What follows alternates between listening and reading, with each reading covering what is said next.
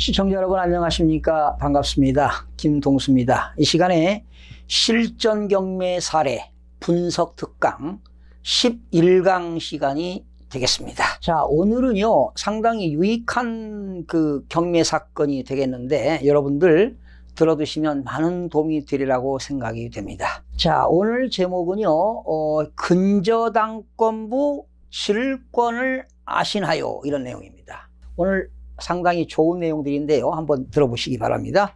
사건 번호 소개하겠습니다. 2019 타경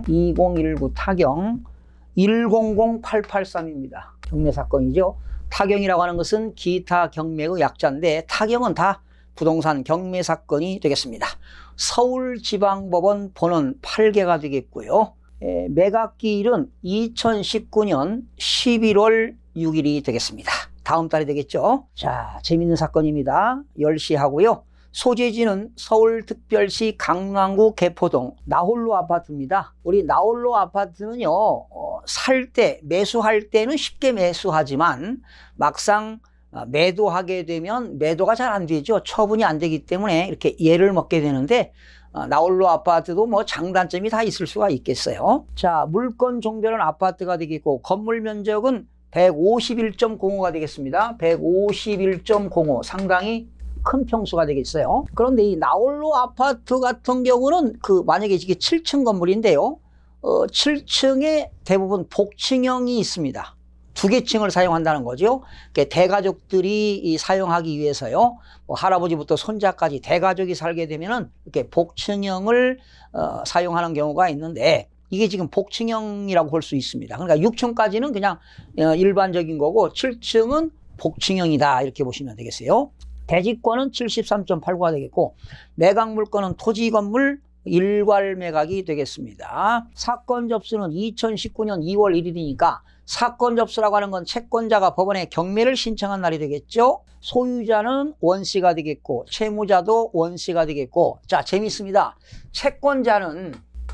채권자는 원래가 경기저축은행입니다. 원래가 경기저축은행이었는데 이 경기저축은행이 부도가 난 겁니다. 파산이 된 겁니다. 그래서 이렇게 금융기관이 파산되게 되면 파산관제인은 개인이 파산되게 되면 파산관제인은 변호사가 되겠고요.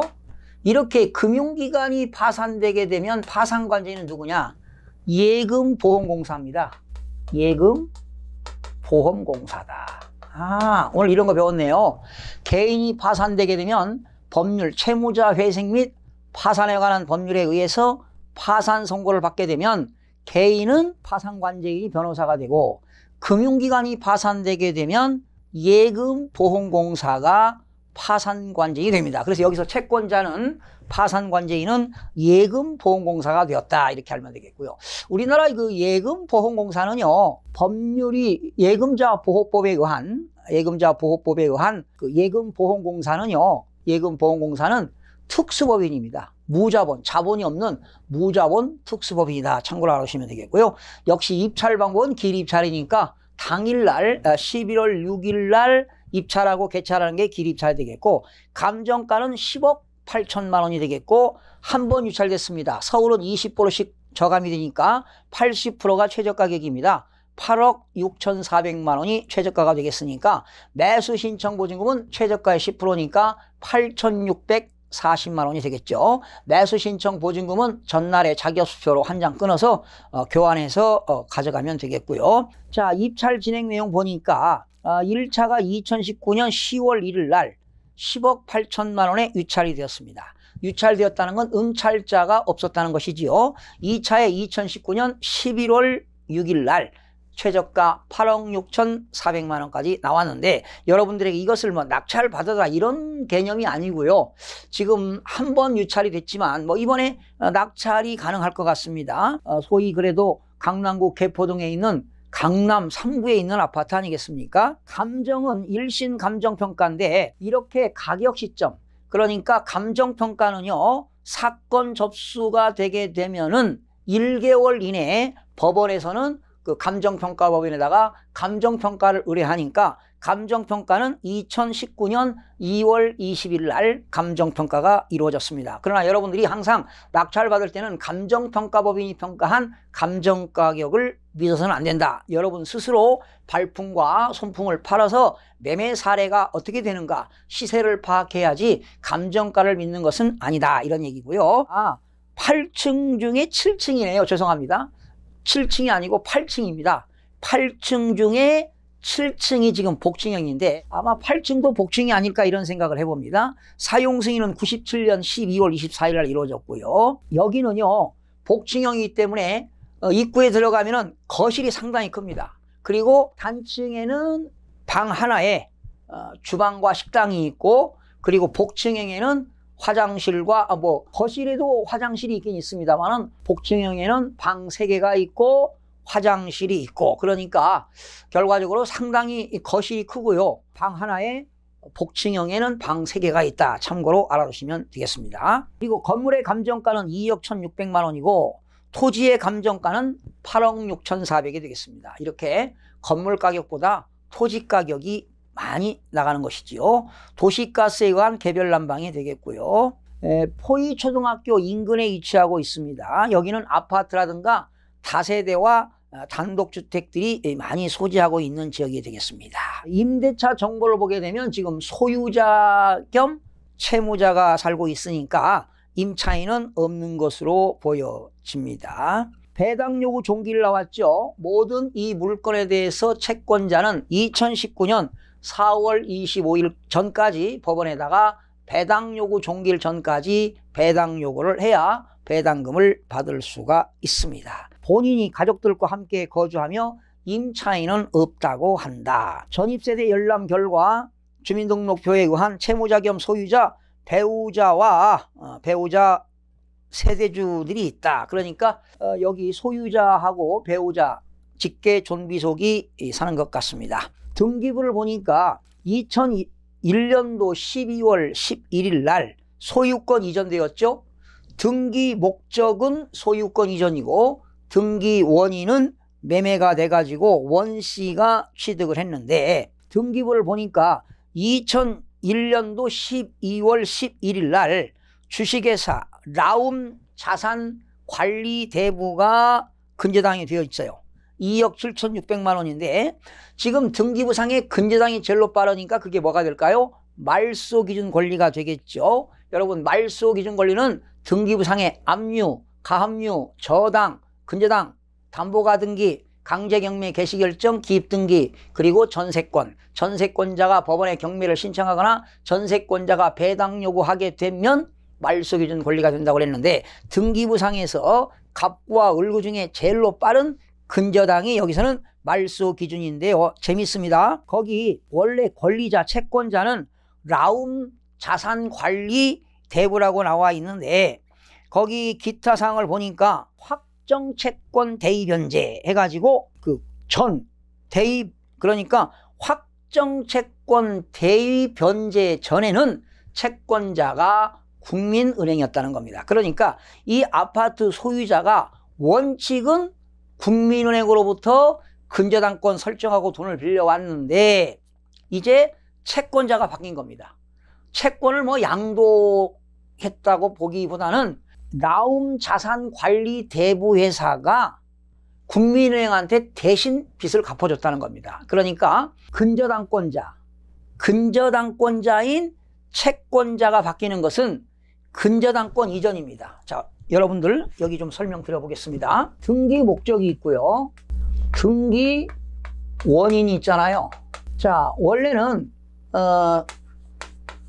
근저당권 설정, 번호는 1번입니다. 이게 1번 근저당권 설정, 등기 원인은 설정 계약이 되겠죠.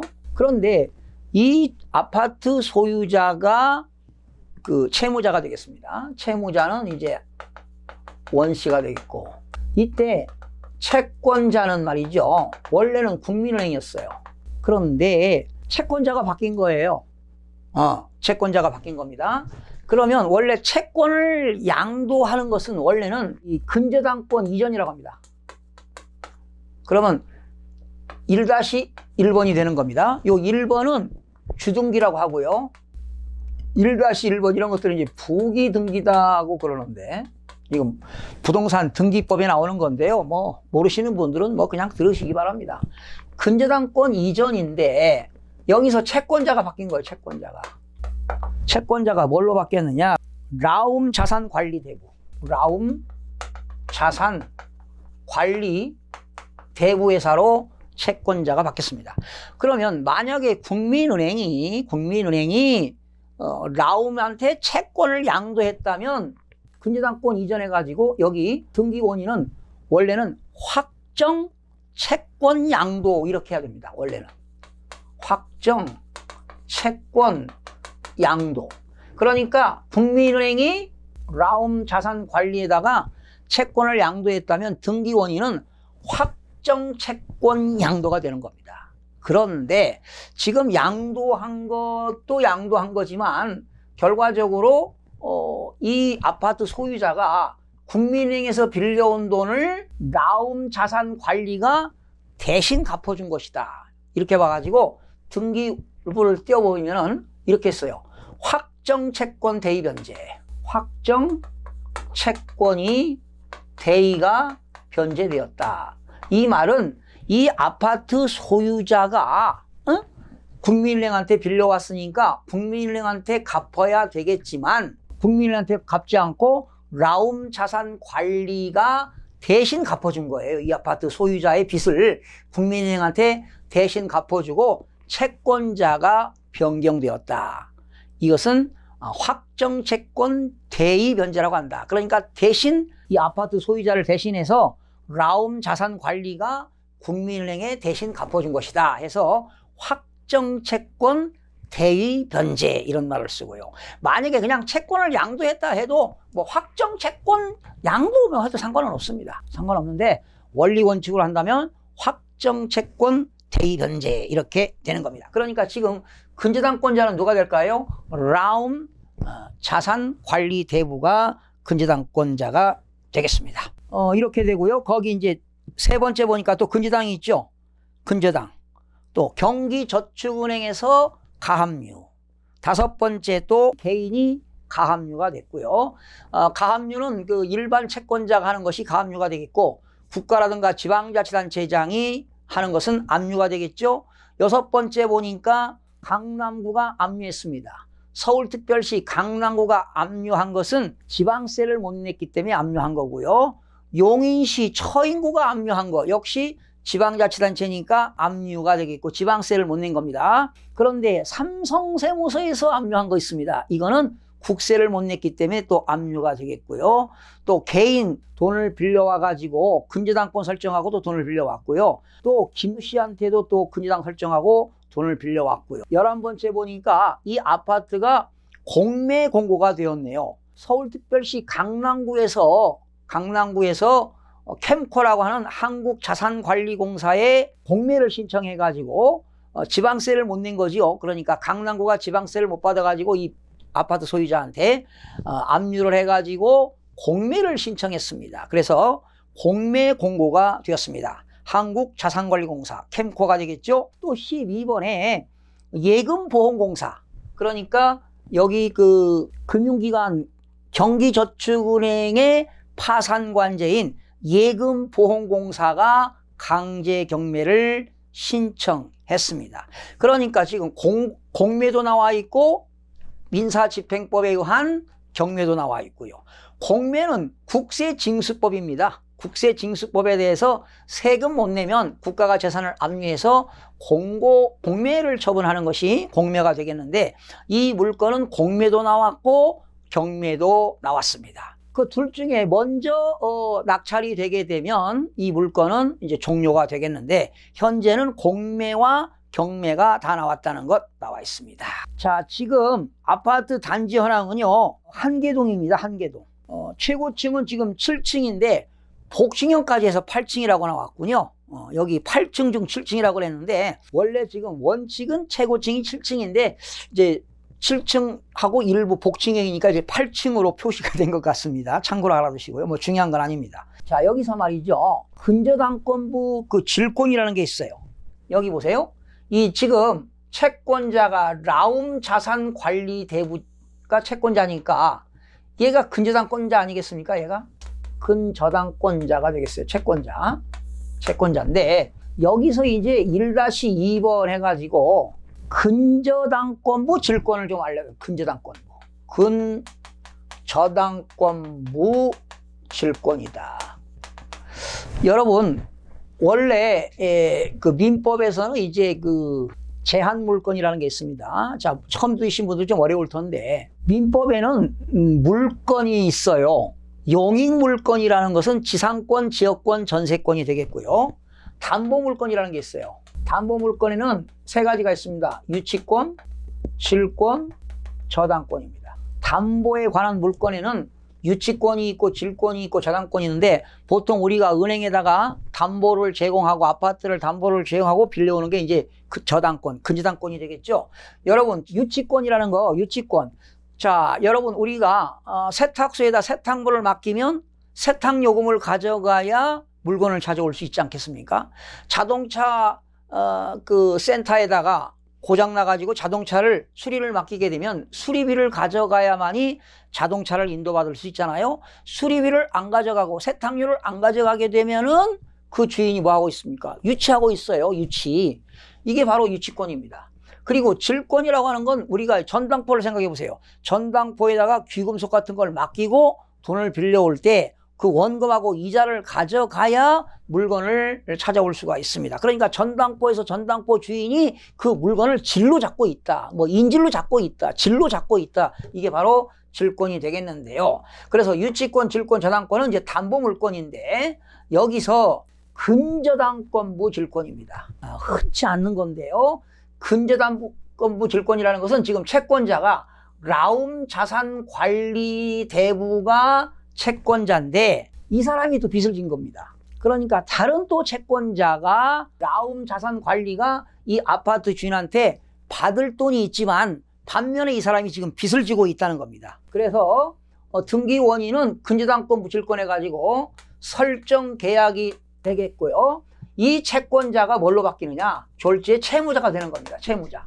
라움 자산관리대부가 채무자가 되고 다시 또 채권자가 있다는 겁니다. 그러니까 제 채권자가 이 사람이 채무자인데 제3자의 채권자가 라움 자산 그 채권을 질권으로 설정하는 겁니다. 그래서 이때 채권자는 누가 되느냐? 스카이저축은행이다. 그러니까 스카이저축은행은 과거에 라움 자산에다가 돈을 빌려준 게 있었어요.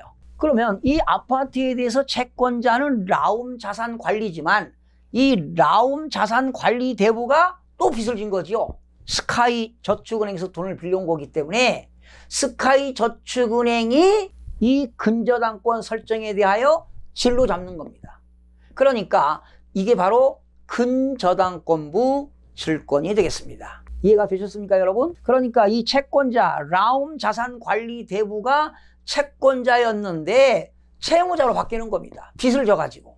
그래서 제3자인 채권자의 스카이저축은행이 채권자가 돼가지고 이 채권자가 채무자로 바뀌는 겁니다. 이것이 근저당권부 질권이 되겠습니다. 그러니까 혹시 여러분들이 제3자한테 돈 받을 게 있는데 제3자가 또 제3자한테 돈 받을 게 있다면 그 근저당권에 대해서 여러분들이 질권을 설정해서 채권을 회수할 수가 있다. 이것이 근저당권부 질권이 되겠습니다. 그랬다가 만약에 이 그 채무자가 돈을 갚았다. 그러면 2번 돼가지고 근저당권 말소가 되겠죠. 빌려온 돈 갚았다면. 그렇죠? 결과적으로 이 채무자, 원래 이 집주인이죠. 이 사람이 빚을 다 갚았다. 그러면 근저당권 말소가 되겠고 등기 원인은 해지가 되겠습니다. 근저당권 말소는 등기 원인이 해지가 되겠고요. 이 근저당권 이전이라든가 근저당권부 질권 이런 것들은 1-1, 1-2 부기 등기가 되겠고요. 번호가 1번, 2번, 3번, 4번 나가는 것은 이거는 주등기가 되겠습니다. 그래서 근저당권 말소는 다시로 나가는 게 아니라 번호가 새로운 번호가 주어져 가지고 이게 주등기인데 근저당권 말소는 등기 원인이 해지가 되겠고요. 자, 이걸 이제 그 권리 분석해 보겠습니다. 그러면 지금 말소 기준 권리가 근저당권이기 때문에 근저당권 밑에 있는 건 다 소멸되니까 뭐 이건 법률적으로는 하자가 없고요. 자, 그러면 이 아파트에 대한 족보를 하려면 토지 이용 규제 정보 서비스죠. LURIS입니다. Land Use Regulation Information Service. 토지 이용 규제 정보 서비스에 들어갑니다. 다음이나 네이버에서 토지 이용 규제 정보 서비스를 들어가서 이 주소를 입력하니까 국토계획 및 이용에 관한 법률에 의해서 뜨는 게 있습니다. 도시지역이다. 도시지역. 그리고 여기는 아파트가 7층이기 때문에 제2종 일반 주거지역이 되겠습니다. 제2종 일반 주거지역은 중층이죠. 저층은 제1종 일반 주거지역, 중층은 제2종 일반 주거지역, 중고층은 제3종 일반 주거지역이 되겠는데 제2종 일반 주거지역은 중층 주택을 중심으로 편리한 주거 환경을 조성하기 위하여 필요한 지역이 제2종 일반 주거지역이 되겠고요. 여기는 지구단위 계획구역입니다. 개포동인데요. 인근에 그 개포 택지를 개발하겠다. 단독주택이 있는 지역에서는 지구단위 계획구역을 해서 이렇게 개발하겠다는 것이 지구단위 계획구역으로 지정이 되었고요. 다른 법령 등에 따른 지역입니다. 상대보호구역입니다. 여기는 개포초등학교가 있습니다. 상대보호구역은 학교 정문으로부터 울타리로부터 200m 이내에 있는 지역이 상대보호구역이 되겠고요. 그리고 여기는 대공방어 협조구역입니다. 여러분 서울 지역에 인구가 집중되어 있고 건물이 많고 사람이 유동인구가 많은 이런 사거리 같은 데는 대부분 대공방어 협조구역입니다. 전쟁이 나게 되면 군인들이 와서 지키겠다는 것이죠. 대공방어 협조구역입니다. 법률은 군사기지 및 군사시설 보호법이 되겠고요. 그리고 여기는 또 제한보호구역입니다. 군사기지 및 군사시설 보호법에 의한 제한보호구역인데요.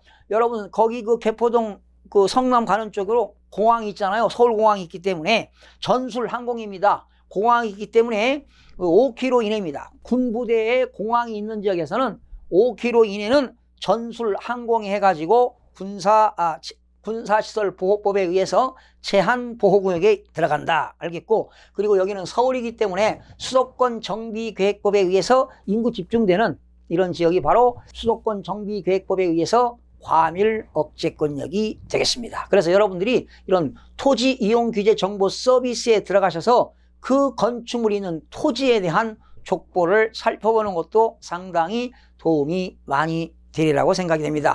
개인이 파산하게 되게 되면 파산관제인은 변호사가 되고, 금융기관이 파산되게 되면 예금보험공사가 파산관제인이 된다. 예금보험공사는 무자본 정부의 특수법인이다. 이렇게 알아두시면 되겠고요. 아파트를 담보로 제공하고 돈을 빌려오게 되면 근저당권 설정입니다. 등기 원인은 설정 계약이 되겠고요. 근저당권자가 채권자가 되겠습니다. 그러나 근저당권을 이전하는 경우는 뭐 채권을 양도하는 경우는 확정 채권 양도가 되겠고, 또 누군가가 채권을 대신 갚아주게 되면 확정 채권 대의변제라고 해서 또 채권자가 바뀌는 경우가 있습니다. 또한 그 채권을 가지고 있는 채권자가 제3자한테 빚져가지고 제3자인 채권자가 채권자의 재산을 질로 잡는 것은 근저당권부 질권 해가지고 등기 원인은 설정 계약이 되겠고, 채무자는 원 근저당권자가 채무자가 되겠고, 다시 채권자가 또 근저당권부 질권을 잡은 사람이 채권자가 된다는 내용을 여러분 살펴봤습니다. 시청해주신 여러분 대단히 고맙고요. 또 일주일 후에 좋은 물건 가지고 여러분들과 함께하는 시간을 갖도록 하겠습니다. 시청해주신 여러분 대단히 고맙습니다. 열심히 하겠습니다. 내일 아침에 찾아뵙겠습니다.